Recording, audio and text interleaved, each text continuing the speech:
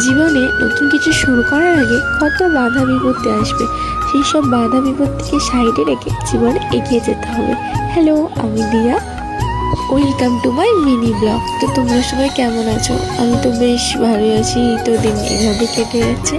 যাই হোক, আপাতত আমি আছি এখন কলকাতায়। তো সকালবেলায় ঘুম থেকে উঠে বিছানাটা গুছিয়ে নিয়ে একটু জামা কাপড় ছিল সেগুলো একটু গুছিয়ে নিলাম।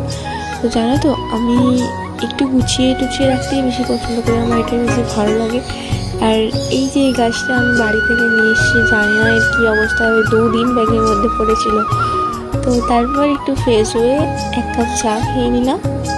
তো চা তো সকালে খেতেই হবে, না হলে সারাদিনে কাজ করতে পারবো না। তো তারপর চলে গিয়েছিলাম আমি ফুল কিনতে, যেহেতু আসছিল বৃহস্পতিবার, পুজো দেবো, সেজন্য ফুল কিনতে চলে গেছিলাম। আর ফুল কিনতে তো গেছি ঠিক আছে, এই যে আমার রং ঢং দেখ না, মানে সিঁড়ি থেকে উঠতে আর পারি না। যাই হোক, তারপর আজ টিফিনে খেয়েছিলাম চিড়ের পোলাও। তো এই রেসিপি যদি কেউ চাও তো বলো, আমি শেয়ার করবো। তারপর ঘরটা একটু পরিষ্কার করে দুপুরে খাওয়া দাওয়া সেরে নিলাম। তো বিকেলে ছিল খুব বৃষ্টি, বিকেলে বেরিয়েছিলাম একটু দোকানের দিকে কিছু কেনাকাটা করার জন্য। তো তারপর কেনাকাটা করে ফুচকা খেয়ে লাস্টে আইসক্রিম নিয়ে বাড়ি।